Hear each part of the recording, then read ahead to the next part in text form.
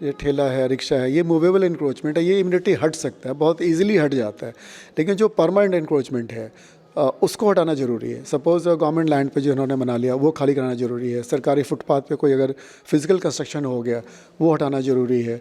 फिर उसके बाद जो बिल्डिंग फ्रंट सेटबैक इंक्रोच करके बनाया उसको भी हम लोग को इंक्रोचमेंट ही कहना चाहिए। जो भी बिल्डिंग होती है पहले फायर डिपार्टमेंट से अप्रूवल लेते हैं, फिर उसके बाद नगर निगम में डालते हैं। नगर निगम फायर का अप्रूवल के बाद ही अप्रूवल देता है। तो फायर डिपार्टमेंट इस चीज़ को देखता है कि अगर कहीं आग लगे तो लोग उसमें निकलेंगे कैसे। लोग आग लगने से कम धुएं से ज़्यादा कैजुअलिटी होती है। तो वो नक्शा जब पास हो जाता है, पास करने के बाद ही बिल्डिंग बनाने लगते हैं, तो उनको एक सुपरविजन रिपोर्ट देना होता है निगम को कि बिल्डिंग जो है एज़ पर बायलॉज बन रहा है या नहीं बन रहा है। अगर बन रहा है तब तो ठीक है, अगर नहीं बन रहा है तो उसमें जब सुपरविजन रिपोर्ट हम लोगों ने डाला तो उस पर निगम को इमीडिएटली एक्शन लेना चाहिए।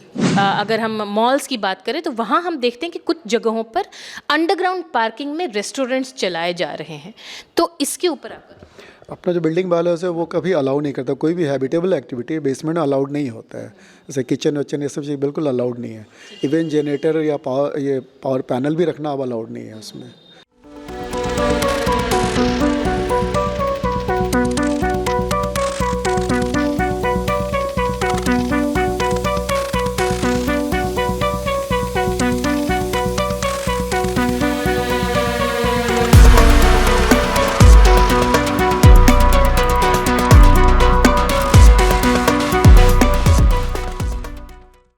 नमस्कार, आप देखना शुरू कर चुके हैं फर्स्ट लुक बिहार और मैं हूं निशा श्री। दर्शकों, आज हम जिस विषय पर चर्चा करने जा रहे हैं उससे पहले मैं एक बंगाल में कही जाने वाली लोकोक्ति कहना चाहती हूँ, चोर पुलाले बुद्धि बढ़े। जो बंगाली हैं वो समझ रहे होंगे, इसका अर्थ यही है कि जब चोर आ करके भाग जाए चोरी करके, तब हमारा जो बुद्धि है वो खुलता है और हमें समझ में आता है कि क्या करना चाहिए क्या नहीं करना चाहिए। ऐसा ही कुछ हो रहा है, जैसा कि हमने समाचारों में देखा है कि जब कहीं बड़ी घटना घट जाती है, जैसा कि बीते दिनों अभी दिसंबर की ही घटना है कि गोवा में किस तरह से एक नाइट क्लब में आग लगी, और जब आग लगने के बाद ये उसमें इतने लोग हताहत हुए, तब लोगों के दिमाग में आया कि ये कितना बड़ा एक जो है बिल्डिंग के नॉर्म्स को जो फॉलो करने की बात आती है उसको नहीं फॉलो किया गया था और उसमें कितनी तरह की गड़बड़ियाँ थीं। और तब जाकर के पूरे देश भर में चर्चा होने लगी कि बिल्डिंग बनाते समय या कोई क्लब बनाते समय किन बातों का ध्यान रखा जाना चाहिए। उसके पहले किसी का ध्यान नहीं जाता। शायद ऐसा ही कुछ हमारे मुजफ्फरपुर शहर में भी है कि मुजफ्फरपुर में भगवान की कृपा से अभी तक कोई इस तरह की घटना हुई नहीं है। शायद जब हो जाएगी तब लोगों का ध्यान जाएगा, लेकिन हमने सोचा कि क्यों ना पहले ही हम इसके ऊपर थोड़ा आपको सचेत कर दें, और इस वजह से आज हमने स्टूडियो में आमंत्रित किया है आर्किटेक्ट विपुल कुमार सिंह को। सबसे पहले तो आपका हमारे कार्यक्रम में बहुत नमस्कार। आपसे सबसे पहले यही जानना चाहेंगे कि मुजफ्फरपुर को अगर आप देखें एज एन आर्किटेक्ट, यहाँ पे क्या स्थितियाँ हैं और अगर इसमें हम सुधार करने की कोशिश करें तो क्या क्या किया जा सकता है? अब बेसिकली जो बिल्डिंग्स है, बिल्डिंग जो है अप्रूवल पहले कराना होता है अथॉरिटी से, तब बनाई जाती है, तो वहाँ बिल्डिंग बायलॉज आता है। तो जो अप्रूवल जो होता है वो बिल्डिंग बायलॉज से ही होता है, लेकिन बनाने के टाइम उसका उल्लंघन होता है, वो उस पर रोक लगाना बहुत ज़रूरी है। बिल्डिंग अगर बिल्डिंग बायलॉज से बने तो ये सब घटनाएँ नहीं होगी। अब जैसे गोवा का आपने बताया, तो गोवा में जो बिल्डिंग थी वहाँ पे ये आग लगा वहाँ पे, तो हम लोग जैसे जो भी बिल्डिंग होती है पहले फायर डिपार्टमेंट से अप्रूवल लेते हैं, फिर उसके बाद नगर निगम में डालते हैं। नगर निगम फायर का अप्रूवल के बाद ही अप्रूवल देता है। तो फायर डिपार्टमेंट इस चीज़ को देखता है कि अगर कहीं आग लगे तो लोग उसमें निकलेंगे कैसे। लोग आग लगने से कम धुएँ से ज़्यादा कैजुअलिटी होती है। तो निकलने का रास्ता देखता है फायर डिपार्टमेंट देखता है कि हमने निकलने का रेस्क्यू का रास्ता दिया है या नहीं दिया, फायर फाइटिंग सिस्टम में स्प्रिंकलर लगाया या नहीं लगा, फायर हाइडेंट का लोकेशन क्या है, फिर जहाँ जो रूम्स है उससे एग्ज़िट कितनी दूरी है, उसका भी नॉर्म्स है।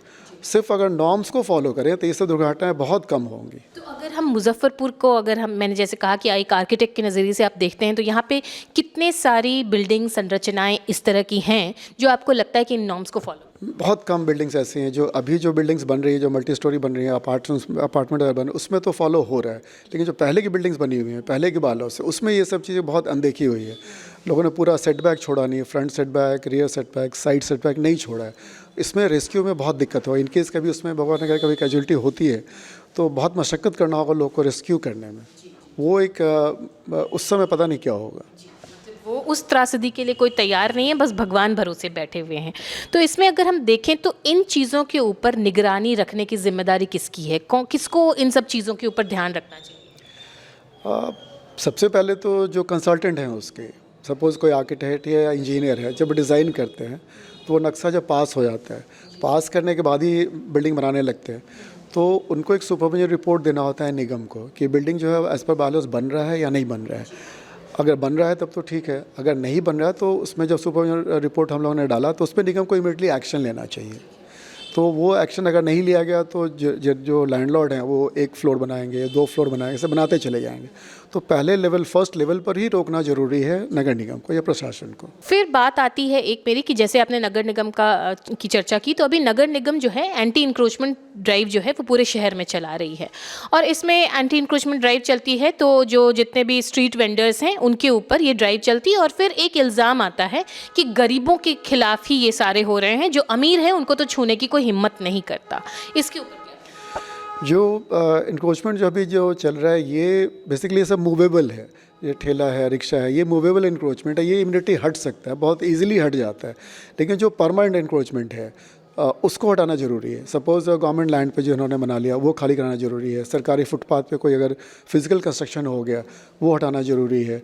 फिर उसके बाद जो बिल्डिंग फ्रंट सेटबैक इंक्रोच करके बनाया उसको भी हम लोग को इंक्रोचमेंट ही कहना चाहिए। फ्रंट सेटबैक है तो आपकी पार्किंग रहेगी, पार्किंग नहीं रहता है तो आपको फायर फाइटर को, एम्बुलेंस को, लोग को जाने में बहुत दिक्कत होती है। उनको भी एज ए इंक्रोचमेंट ट्रीट करके उन्हें भी क्लियर करना चाहिए। यहाँ पे हम जितने भी बड़े बड़े हमारे शहर के नामी गिरामी होटल्स हैं उनके पास तो हम देखते हैं कि पार्किंग की सुविधा नहीं है। जितने भी नामी गिरामी होटल हैं वो लगभग सड़क के किनारे हैं और मेन सड़क के किनारे में हैं। उनके बारे में जैसे बहुत से होटल्स हैं जिनका वैले पार्किंग की सुविधा है, जिनके पास पार्किंग नहीं है वो वैले पार्किंग प्रोवाइड करते हैं, अपने शहर में भी ऐसा है। लेकिन जिनके पास पार्किंग नहीं है उनको या तो अपना सेटबैक, फ्रंट सेटबैक रिवाइज़ करके पार्किंग की व्यवस्था दें। तो ये प्रशासन को कंपल्सन करना पड़ेगा कि बहुत सारे होटल्स जिनमें वैले पार्किंग सुविधा नहीं है या पार्किंग सुविधा नहीं है उनको या तो शिफ्ट करें या पार्किंग की व्यवस्था करें, उससे पेनल्टी वगैरह कुछ लगा करके ऐसा कुछ व्यवस्था प्रशासन को कराना पड़ेगा। दूसरा, अभी अपना जो मास्टर ये जो हो रहा है स्मार्ट सिटी में पार्किंग की व्यवस्था ऑलरेडी हो रही है, उसको भी उस लोग यूज़ कर सकते हैं। वैले पार्किंग रखें, वहाँ जाके पार्क कर दे, फिर वो जब कस्टमर निकले तो गाड़ी लगा दे। तो ये फैसिलिटी उनको रखना पड़ेगा। इसके बाद आपने बात बताई कि जैसे मैंने वो पहले पूछा ना आपसे कि स्ट्रीट वेंडर्स वाली बात आपने कही कि ठीक है वो तो मूवेबल हैं, लेकिन उसके बाद जो किनारे पान की दुकान है या कोई गुमटी ऐसी छोटी सी लगी हुई है उसको हटाने की बात आती है। लेकिन फिर भी तब गरीबों का हमेशा से यही शिकायत होती है कि जो बड़े दुकानदार हैं, बड़े बड़े बिल्डर्स हैं, जो पुराने बने हुए हैं, जैसे आपने कहा कि अभी तो बहुत सारे नियम चेंज हुए लेकिन वो पुराने बने हुए, लेकिन चूंकि अब वो इतने पैसे वाले हो गए हैं कि अब उनको जल्दी लोग हाथ लगाने की कोशिश नहीं करते हैं। तो और ये जैसे कि हमारे शहर की भी बात करें तो एक बहुत पुराना शहर है, बहुत पुराना मार्केट उत्तर बिहार का इसको माना जाता है। तो इस तरह के शहर को अब अगर हम सुचारू रूप से चलाना चाहें, जैसे आपने कहा कि पार्किंग की प्रॉब्लम होती है तभी जाम की भी समस्या लगती है, तो इसका सॉल्यूशन क्या? सॉल्यूशन से पहले भी अपने शहर में मोती झील में जब रोड वाइडनिंग हो रही थी तो फ्रंट से बिल्डिंग्स को तोड़ा गया था, उसमें लोगों ने कोऑपरेट किया था। तो अभी भी अगर ऐसा कोई ड्राइव चले और लोग कोऑपरेट करें तो हम लोग इस सब प्रॉब्लम से का सॉल्यूशन निकल जाएगा इमीडिएटली। तो लोगों को खुद कोऑपरेट करना, प्रॉब्लम तो हमें ही होती है तो हमें ही कोऑपरेट करना पड़ेगा प्रशासन को, ताकि फ्रंट सेटबैक हम लोग छोड़ें, फ्रंट से थोड़ा अपना सेटबैक दे या फ्रंट से तोड़ करके अपना पार्किंग की व्यवस्था खुद कर लें। तो अगर हम लोग कोऑपरेट करेंगे तो हमें फ़ायदा है। इसके बाद एक मुद्दा आता है बिल्डिंग के हाइट्स को लेकर के कि सड़क हैं, बहुत सारी गलियां हैं और हमारे शहर की गलियां संकरी हैं और उसमें बहुत बड़े बड़े हाइट की अगर बिल्डिंग्स बनती है तब उसमें आग लगने की समस्या, और बिल्डिंग की हाइट और सड़क में क्या सामंजस्य बिठाए रखना चाहिए? बिल्डिंग की जो सड़क की जो चौड़ाई है उसके हिसाब से बिल्डिंग की हाइट फिक्स की हुई है हर एक सड़क के हिसाब से। जैसे अगर 60 फीट से ऊपर है तो उसमें हाइट की लिमिटेशन नहीं है, लेकिन वहाँ FAR है, FAR हाइट रेगुलेट कर लेता है। लेकिन जो पतली सड़क है जैसे 15 फीट है उसमें हम लोग 11 मीटर तक जा सकते हैं। 20 फीट है उसमें हम लोग उसमें भी हाइट की लिमिटेशन है। जैसे 30 फीट है तो उसमें हम लोग 15 मीटर तक बना सकते हैं, 16 मीटर तक बना सकते हैं। 40 फीट में कमर्शियल बना सकते हैं, 40 फीट कम है तो कमर्शियल नहीं बना सकते। तो ये बिल्डिंग वालों ने पूरा चार्ट बना हुआ है, उसको फॉलो करें तो भी काफ़ी अच्छा, मतलब काफ़ी सोल्यूशन हो जाएगा। कई बार आर्किटेक्ट्स की ये शिकायत होती है कि उन्होंने जो बिल्डिंग का बाइनॉम्स तैयार करके दिया वो तो उन्होंने दे दिया, अप्रूवल हो गया, लेकिन उसके बाद जो ओनर हैं वो उसके ऊपर एक्स्ट्रा कंस्ट्रक्शन करवाते हैं। तो फिर इस स्थिति में क्या होना चाहिए? उस स्थिति में अगर आर्किटेक्ट ने सुपरविजन रिपोर्ट दे दिया है तो प्रशासन को उस रिपोर्ट के बेसिस पे इमीडिएटली एक्शन लेना चाहिए, तब ये रुक जाएगा। मतलब कि एक्शन अल्टीमेटली प्रशासन के हाथ में होगा। हाँ, अल्टीमेटली उन्हीं को लेना है एक्शन। ठीक है, अब हम लोग एक चर्चा बार बार कह रहे हैं बिल्डिंग बाइनॉम्स के बारे में। इसके बारे में अगर आप थोड़ा समझा दें तो हमारे जितने दर्शक हैं जो इन तकनीकी शब्दों को उतना नहीं समझते हैं और उनको इस बात को स्पष्टता। बेसिकली बिल्डिंग बायलॉज एक ऐसा लॉज है जो कि हर एक स्टेट या हर एक डिस्ट्रिक्ट अपने बिल्डिंग इंडस्ट्री को कंट्रोल करने के लिए बनाते हैं।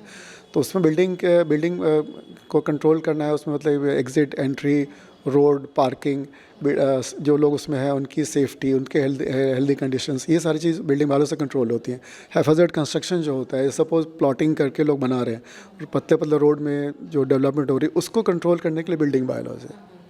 ठीक है, और उसके बाद हम देखते हैं कि बहुत बड़े बड़े अभी जब जैसे मुजफ्फरपुर बहुत तेज़ी से विकास कर रहा है तो इसमें बहुत बड़े बड़े शॉपिंग मॉल्स बन रहे हैं, लेकिन शॉपिंग मॉल्स के बारे में भी शिकायतें आती हैं कि शॉपिंग मॉल जहाँ तक बने हैं लेकिन उन्होंने बहुत दूर तक जो है वो अपने एरिया को कवर कर लिया है जो कि रोड तक टच करते हैं। उनके बारे में आपका नहीं, वो फ्रंट सेटबैक में बिल्डिंग बायलॉज में फ्रंट सेटबैक एक टर्म है। फ्रंट सेटबैक मतलब आगे हमें कितना जगह छोड़ना है, उसमें किसी भी तरह का डेविएशन अलाउड नहीं है। बाकी तीनों साइड 10% अनइंटेंशनल डेविएशन अलाउबल होता है। कुछ प्रशासन अभी बिल्डिंग वालों में बालकनी, सर्विस बालकनीज भी अलाउड है, लेकिन फ्रंट सेटबैक में कोई डेविएशन अलाउड नहीं है। अगर उन्होंने किया है तो उनको इमीडिएटली हटवा देना चाहिए, प्रशासन को हटा देना चाहिए। फिर एक बात आती है, जब कंगना रनावत चूँकि वो एक सेलिब्रिटी हैं, तो जब उनके घर के को तोड़ा गया था म्यूनसिपल कॉरपोरेशन मुंबई के द्वारा, तो हमें इस बात की जानकारी हुई कि पार्किंग, खास करके जो अंडरग्राउंड पार्किंग है वहाँ पे किचन बिल्कुल नहीं होना चाहिए। लेकिन हम यहाँ देख रहे हैं, अगर हम जुरन छपरा की बात करें, यहाँ पे डीएम कोठी के बगल के कुछ अगर हम मॉल्स की बात करें तो वहाँ हम देखते हैं कि कुछ जगहों पर अंडरग्राउंड पार्किंग में रेस्टोरेंट्स चलाए जा रहे हैं। तो इसके ऊपर आपका अपना जो बिल्डिंग बायलॉज है वो कभी अलाउ नहीं करता, कोई भी हैबिटेबल एक्टिविटी बेसमेंट में अलाउड नहीं होता है। जैसे किचन वचन ये सब चीज़ बिल्कुल अलाउड नहीं है। इवन जनरेटर या पावर पैनल भी रखना अब अलाउड नहीं है उसमें, तो वो वायलेशन है बिल्डिंग बायलॉज का। और फिर जैसे आपने कहा किचन और आपने जनरेटर का भी नाम लिया, तो इस तरह से तो अभी तो जितने भी बड़े बड़े बिल्डिंग्स हैं उसमें भले वो पार्किंग है लेकिन जनरेटर लगभग सारे मॉल्स के हम अंदर ही देखते हैं, क्योंकि पार्किंग के लिए जाते हैं वहीं पे बड़े जनरेटर्स दिखाई देते हैं। तो इसमें प्रशासन को क्या करना चाहिए और आखिर वो चुप क्यों बैठे?